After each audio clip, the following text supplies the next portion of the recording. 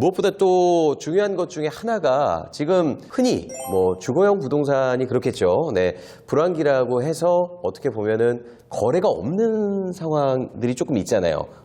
아무래도 주거용 부동산 기준으로 또 많이 얘기를 하시니까. 자, 그런데 아까 대표님 말씀처럼 2024년도 그다지라고 얘기를 하셨습니다.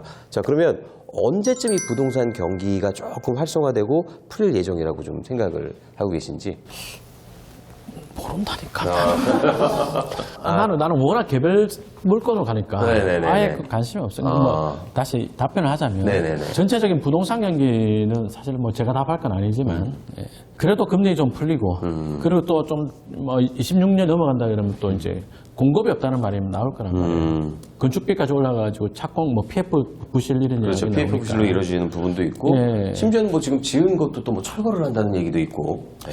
뭐 이렇게 되어 보면 이제 공급 부족으로 인해서 또 어떤 문제 생길 거냐 그런 게 있고 또 그렇지만 이제 정부에서는 공급이라는 건 시주 공급만 공급이 아니란 말이에요. 그죠? 기존의 다주택자들이 시장에 매물 내놓는 것도 일종의 공급이거든요. 그러니까 그런 다주택자들에 대해서 뭐 세제 완화라든지 이런 걸 통해 가지고 뭐 지금 팔면 양도소득세 미리미리 완화해 주겠다든지 이래버리면 그럼 또 조정할 수 있는 것도 있으니까 그래서 정부 정책에 좀 달려 있는 것도 있고 그런 추이를 봐가면서 해야 되는 것 같아요. 아무래도 그 현장의 공기와 온도를 좀 밀접하게 느끼고 계시는 블랙베리님 같은 경우는 그럼 2024년 네, 부동산 경기와 더불어서 네, 지금 왜 준비를 해야 되는지 그리고 언제쯤 대략적으로 이게 조금 활성화가 될지 경제적인 뭐 전망도 한번 좀 얘기해 주시면 좋을 것 같고요. 대본이 없던 말씀인데 네, 한번 네, 네. 해보겠습니다. 저도 원장님 말씀 주신 대로 저도 비슷한 전망을 보고 있는데 올해 당장 일단 아파트 시장 같은 경우에는 좋아지기 어렵다고 생각을 하고 있고요. 근데 다만 원장님 말씀 주신 대로 2026년에서 28년도에 그 전국 공급 물량, 예정된 물량이 2000년 이후 거의 최저치로 지금 나와 있습니다. 근데 이게 지역을 가리지 않고 공급 물량이 적다는 것은 아무리 다주택자가 좀 풀어대고 지금 정부가 발빠르게 움직인다고 해도 지난 정부의 그 전 장관님이 말씀하시던 빵 만들어내는 게 아니다 보니까 그렇죠. 이게 그 시기쯤이 되면은 되게 트리거가 돼가지고 가격을 폭등시킬 수 있는 요인이 있다라는 건 분명히 말씀을 드릴 수 있고 그럼 공급 부족 사태가 분명히 한 번 더 터질 거다. 라고 생각을 하시는 거죠? 저는 매우 유력하게 보고 있습니다. 현재 지금 빨리 그 움직여야 시기가 26년에서 28년 그 사이. 예, 당장 어렵다고 네. 생각하고 있습니다. 그렇군요. 아니 근데 어떻게 공부를 하셨길래 이런 부분에 대해서 이렇게 일목요연하게 정리가 잘 돼 있으신지 어떻게 부동산 공부하는 방법이 있으세요? 어떻게 부동산 공부를 하면 좋을지도 한번 조금 팁을 좀 드리면 좋을 것 같은데. 주거용 부동산 말씀을 주셨지만 저는 그래도 어쨌거나 지금 주로 하는 건 비주거용 부동산이니까 요걸 중점적으로 좀 말씀을 드리고 싶으면 저는 비주거용 부동산의 키는 언제나 현장에 있다고 생각을 하는 사람입니다.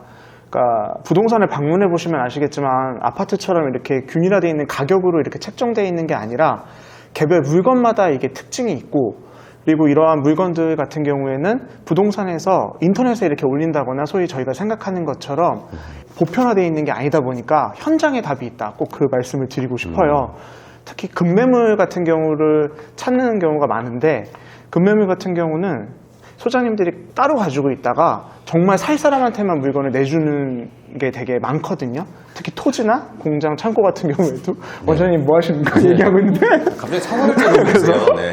배고파. 그렇기 때문에 얘기하십시오. 네. 그래서 현장에서 답이 있기 때문에 네. 올해 공부를 하실 때는 현장 공부 그리고 스터디가 병행되면서 마지막으로 김종률 아카데미에서 함께 한다면 김종률 아카데미에서도 스터디 관련해서 준비하고 있고 뭐 원래 지금 이 자리에는 안 계시지만 마진가님이 주를 하시는 뭐 옥토퍼스라든가 뭐 연수반이라든가 현장에서 배울 수 있는 경험이 아주 다양하게 펼쳐져 있습니다. 여기 뭐 계시진 않지만 마진간이 그분은 그렇게 마진을 그렇게 많이 보신다고요? 호리호리하게 잘생기셨거든요. 그래요. 네. 네. 뵙게 되는 날이 언젠가 오겠죠. 네, 그렇습니다. 알겠습니다. 예. 자, 마찬가지 개념인데 사실상 뭐 아까도 말씀을 드렸지만 토지 공부를 하고 싶어도 토지 같은 경우는 어디서부터 어떻게 시작을 해야 될지 몰라서 난감해하시는 분들이 굉장히 많아요.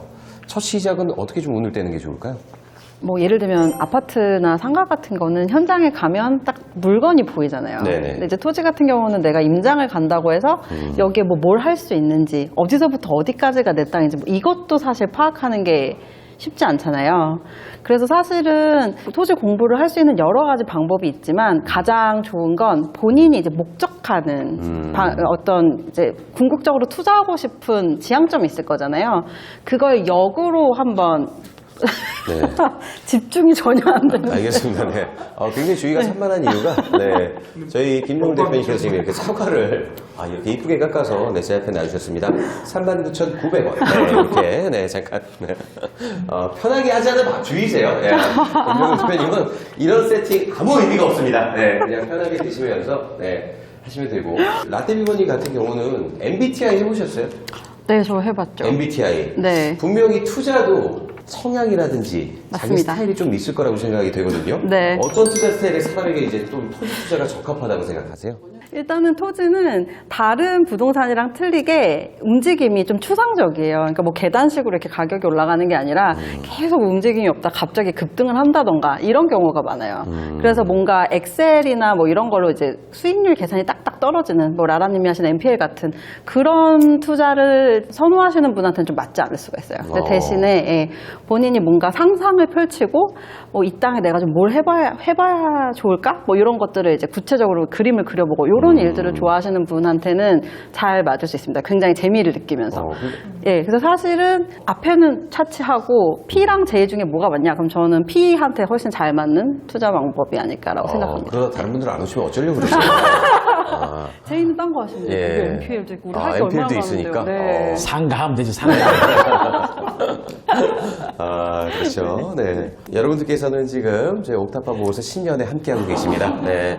지금 과일을 굉장히 또 이쁘게 깎아서 주시고 있고, 네. 사과도 드시면서 편하게, 네. 앞에 있는 음식, 저희랑 좀 어울리지 않는 네, 그런 음식들이 좀 세팅이 되어 있기는 한데, 편하게 드시면서, 네. 함께 해주시면 되겠고요. 자, 그러면 기획부동산을 좀 속는 분들도 많은 것 같아요. 가끔씩 저한테도 전화가 오거든요. 이렇게 땅 사라고, 괜찮은 거 있다고, 뭐 호재 있는 지역 있다고, 이런 거 어떻게 판별을 해야 돼요? 일단 모르는 사람이 나한테 투자를 하라고 전화 오는 것부터가 좀 이상하지 않을까요? 그렇죠. 예. 네. 일단은 저는 그 제 수강생 분들 중에 기획부동산에 당해서 난 다시는 땅에 쳐다보고 싶지도 않다. 이렇게 해서 오시는 분들이 많았고, 그리고 또 한 가지는 엄마가 어디에 땅이 있다던데 아니면 할머니가 사신 땅이 있다던데 해서 이제 보면은 이런 경우가 있었어요. 88 올림픽 호재를 보고 사놓으신 거예요. 네. 88 올림픽 호재를. 네, 그 전라도의 모 섬인데요. 근데 실제로 봤더니 그 88 올림픽 호재로 인근에 리조트 개발이 된 게 맞아요. 근데 이분이 갖고 계신 땅은 한 차로 30km 거리예요. 그러니까 사실상 같은 섬이어도 다른 데였던 거죠. 예. 그래서 88 올림픽 호재를 보고 사셨는데 지금까지 공시지가도 안 올랐어요. 근데 문제는 이게 이제 상속이 됐을 경우에 지분이 계속 나뉘니까 이제 가족 간에 이게 싸움이 나게 생겼다 뭐 이런 걸로 걱정하시는 분도 계셨고, 또 한 분은 일기 신도시 바로 맞은편에 있는 이제 아파트 개발된 바로 맞은편에 있는 임야였는데 개발 불능지였던 거예요. 그러니까 바로 앞은 아파트인데 내 땅은 묘지만 있어요. 그게 많지. 네. 그 보존산지, 준보존산지 딱 그 경계. 네. 그거 사가 잘못돼서 정말 많죠. 제가 얼추 듣기로는 그 묘지가 있는 땅은 산이나 땅은 함부로 건드리면 안 된다고 그렇죠. 얘기를 들었는데. 예. 알겠습니다. 그래서 사실 사후 대비했다고 생각해야 돼. 아니 뭐 그런 얘기를 사과를 깎으면서 얘기하고 있어요. 네. 이분들의 문제는 그 정보를 받고 이 땅이 정말 어떤 땅인지 이런 것들 확인 안 해보고 사신 게 문제거든요. 그래서 이제 가장 간단한 방법은 주소를 꼭 받으시고 부동산에, 예, 그 물건을 소개한 부동산에, 그리고 이제 토지음에서 조회를 하셔야 되는 거죠. 토지 이용 계획을. 근데 기획부동산에서 주소를 잘 안 줘요. 안 주면 안 사셔야죠. 예. 그 주소를 안 준다는 건, 구리니까 주소를 안 주는 거죠. 네. 아니 근데 주소도 모르고 그럼 돈부터 넣는단 말이에요? 보통 그렇게 하신 분들이 청약금식으로 네. 얼마 넣고 그거 네. 안 돌려주고.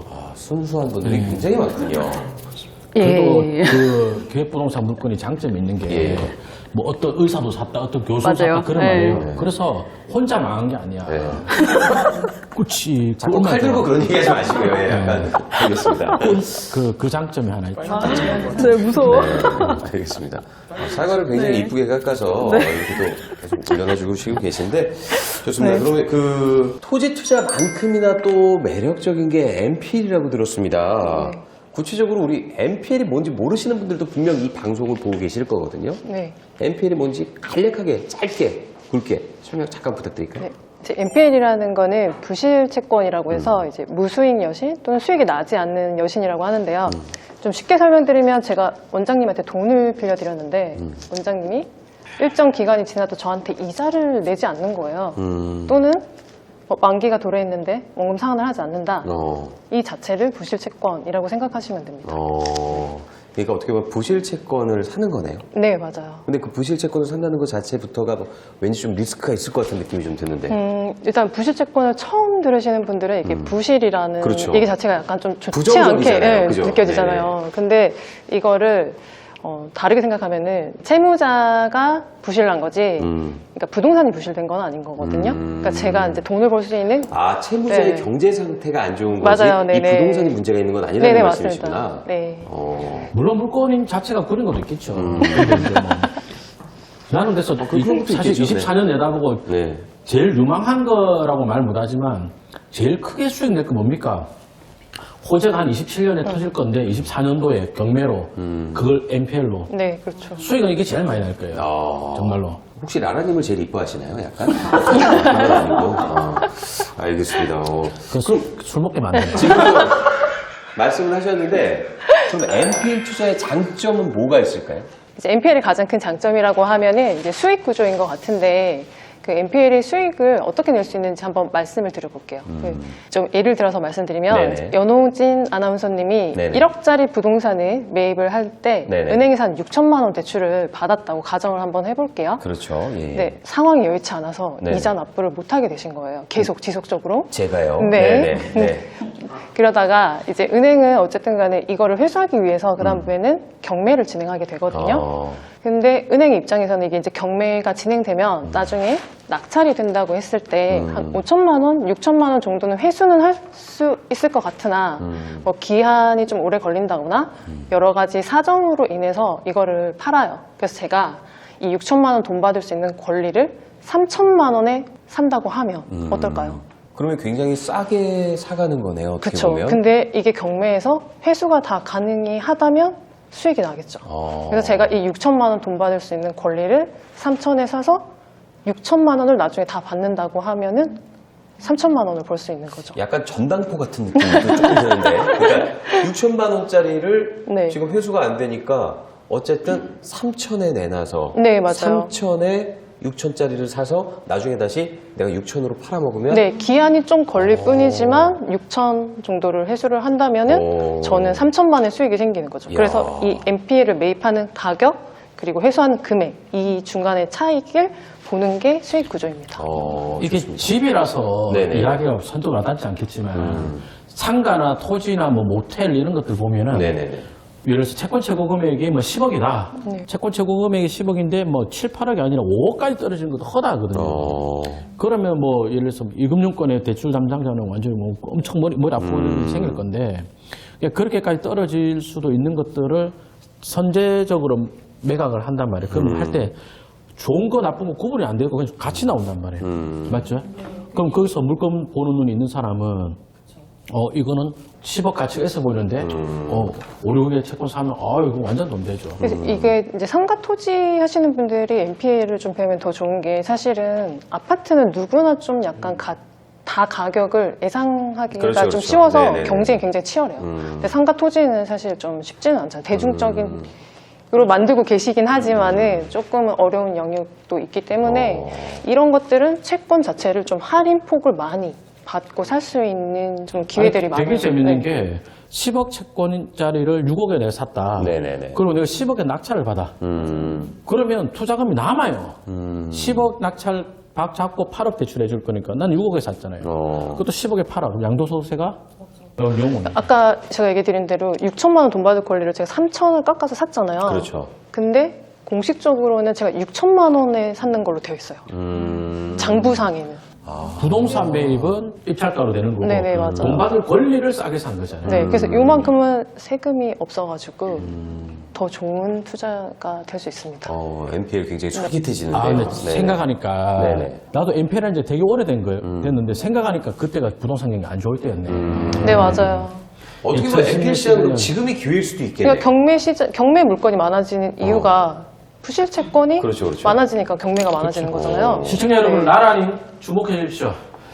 부동산 경기가 좋아지고 나면 어차피 못 볼 뿐인데 지금 많이 경매 물건 많을 때 많이 보고 싶습니다. 지금 많이 봐야 되겠네, 그죠? 네. 알겠습니다. 이렇게 저희 부동산에 대해서 또 일가견이 있는 우리 옥탑방 부부스 우리 신성들과 또 함께하고 계신데, 자, 마지막으로 우리, 내 거 나 한 잔 주라고. 예, 한 잔 드리면서, 네, 편하게, 네. 정말 짜임 없는 방송, 네. 살아있는 날 것 그대로의 방송, 네. 네, 건배 한 번씩 하시고요. 자. 네, 같이 한번 할까요? 자. 건배 한 번씩 하시고. 네, 요런 그림도 한번 또 나와줘야 되니까. 네. 좋습니다. 네.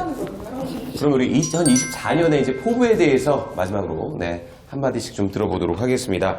자, 우리 블랙베리님부터 2024년 계획 좀 말씀해 주세요. 어떤 계획 갖고 계신지. 개인적인 개인. 네네네네. 결혼생활 잘 할 거고요. 네. 결혼하셨구나. 네.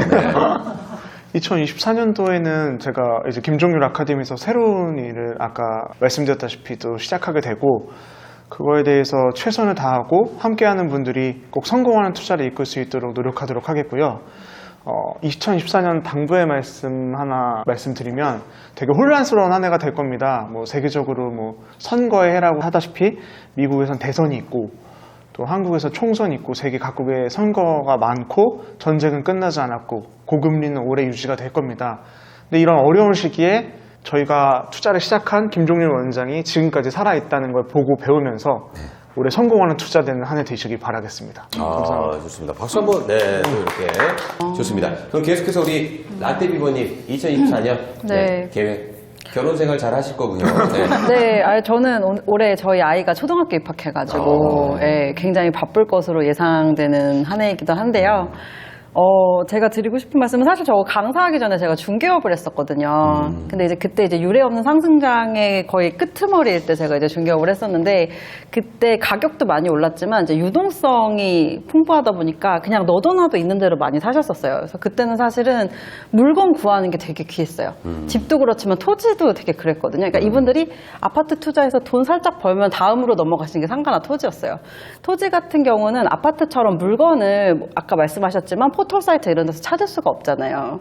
그러니까 이제 현장에 가서 알아보고 이렇게 했어야 되는데 그게 사실 처음 하시는 분들은 쉽지 않거든요. 그래서 이제 경매 물건 보라고 말씀을 많이 드렸는데 요즘 보면 경매 물건이 정말 많이 나옵니다. 네, 이제 이런 것까지 나와? 이럴 싶을 정도로. 그래서 기회의 장이 펼치는 한 해가 될 것 같아요. 네, 그래서 사실 지금 공부를 해두시면 원장님 말씀하셨듯이 분명히 이제 본인의 어떤 인생을 바꿀 만한 그런 기회를 잡으실 수 있는 한 해가 되지 않을까 생각이 됩니다. 그럼 뭐 토지 투자를 하려고 해도 경매 공부나 MPL 공부도 또 그렇죠. 같이 나라님과 함께. 해야 될 수밖에 없겠네. 그럼 그 옆에 계신 우리 나라님도 네. 2024년 계획을 좀 들어보고 싶습니다.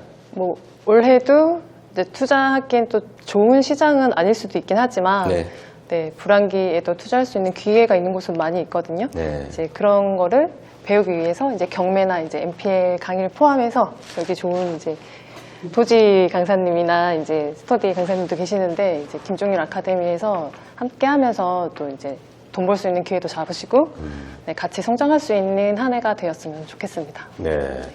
마지막으로 옥보스님 정리 부탁드릴게요. 네. 자꾸 이렇게 뭐 사과 드시고 계시고 사과 까고 계시고 그런데 정리 한번 부탁드릴게요. 작년도 그렇고 올해도 그렇고 부동산 투자가 어려울 겁니다. 그죠? 부동산 투자 여러분들이 어려우면요. 강사들도 어렵고요. 강사들도 뿌려난 물건들 많거든요. 그럼 강사들도 버티기 어렵습니다. 작년에 그랬던 것 같은데 아파트가 막히니까 갑자기 어떤 강사가 뭐 오피스텔이나 지산이나 뭐나 갑자기 다른 영역의 전문가가 된 것처럼 막 나오거든요. 강사들도 어려워지면요. 자기가 잘 모르는 영역까지 넓혀가지고 강의하려고 하는 그런 유혹이 생기기 마련이고 또 수강생은 수강생들대로 자기가 혼자 스스로 투자하기 어려우니까 강사한테 묻어가려고 하고 이럽니다. 나는 사고 나기 딱 좋을 때다. 개인적으로는 이거 사고 터지 딱 좋은 해다. 특히 이제 그 전에 친 사고들은 또 부동산 경기가 꺾이면 안 팔려가지고 사고 날 거란 말이에요. 그죠? 그래서 사고 터지기 딱 좋을 때다. 이런 생각이 듭니다. 근데 이럴 때 뭐 우리 2024년만 살 거 아니잖아요. 그렇죠. 그래서 이럴 때 맞습니다. 뭐랄까. 네네. 파도가 잔잔하면 실력 있는 사고를 만들지 못합니다. 그러니까 이럴 때 열심히 공부하고 박박 뛰어 보십시오. 내가 뭐 박박했나 말은 좀 그렇지만 네네. 내가 부동산 가격이 그거 안 좋았을 때 투자로 성과를 되게 많이 냈거든요. 그러니까 나는 지금 불경기가 너무 마음에 드는 거예요. 네, 그렇습니다. 네, 알겠습니다. 아니 얼마 전에 네. 얼마 전에 거의 모든 부동산 전문가들이 난 이런 방송 처음 해봐. 네. GTX 신규 노선 발표 났을 때 뭐라고 그랬어요? 그렇죠. 지제가 제일 바쁘제다. 빠를 거다 그랬잖아요. 네네네. 난 지제 지난달에 잔금 쳤어요. 경매로. 내 나름대로는 왜 수익이 이만큼 났건가 그 계산이 있단 말이에요. 지금 자랑하시는 거죠? 아니 봐봐. 어디 좋은데 말해봐봐. 지제. 진짜 지제 말고 어디라도 수원역도 좋고요. 등기 안 친 데가 없다니까. 와, 완전. 의정부? 양주. 양주도 등기 쳤지 뭐. 근데 뭐 아주 옛날 쳤냐 그런 게 아니란 말이에요. 뭐 예를 들어서 용인에 플랫폼 시티 수익 많이 냈죠. 네네. 내려와가지고 원삼에 수용 재개놨다. 그래 배감에 생산 녹지 115만 원 산 거 있죠. 더 내려온다. 안성 가면은 안성에 소부장 단지 들어온다 그랬죠. 그 바로 앞에 자연 녹지 산한 거 있죠. 그러니까 언제 어느 호재에 맞춰가지고 이런 것들이 터진다는 것에 대한 원리를 딱 갖고 있으니까 예를 들어서 뭐 신도시 추가 지정 발표 났다. 구리, 오산, 용인 발표 났잖아요. 구리에 3건이나 했어요. 또 뭐 있노? 너무 많으셔가지고. 터졌을 때 거기 영등포도 있지. 청량리도 청량리도 있지. 네. 그러니까 뭐 보면 근데 다 옛날에 산 게 아니에요. 다 뭐 터지기 작년 뭐 뉴스 나오기 한해전 뭐 그때 샀잖아요. 그러니까 자꾸 그 흐름 보고 있다가 요 타이밍이구나 이래야 된다니까. 토지 투자 잘하는 사람들 보고 있으면 째려보는 데가 되게 많아요. 봐봐 나이트 가가지고 네. 부킹 성공하는 사람들 잘 봐봐. 죄송합니다. 그러니까 이렇게 쫙 째려보는 데가 있다가 여기 요때 딱 이거가 돼야 된다. 네. 요때의 요 용도 지역이 이거가 네. 되면 된다니까요. 여러분 보보스라는 이름이 어디서 나오는지 아시겠죠? 네, 알겠습니다. 네, 오늘 저희 옥탑방 보보스 10년에 여러분 또 새로이 단장한 우리 신성들과 또 함께하는 자리 이렇게 또 인사드려봤는데요. 어디 가려고? 네, 아무튼 우리 2024년은 한잔 안 해? 옥탑방 보보스 김종률 아카데미와 함께 여러분 성공하는 부동산 투자의 꿈, 꼭 이루시는 한 해, 공부하는 한 해 되시길 바라겠습니다. 저희는 앞으로 지속적으로 찾아뵙도록 할게요. 투자는 쉽습니다, 여러분. 네, 알겠습니다. 네. 네. 자, 그럼 마지막으로 우리 또 이제 새해니까 예. 이제 또 구정 연휴, 설 연휴 잘 보내시라고 새해 복 많이 받으세요. 인사드리면서 마무리하도록 하겠습니다. 자, 다 같이 새해 복 많이 받으세요.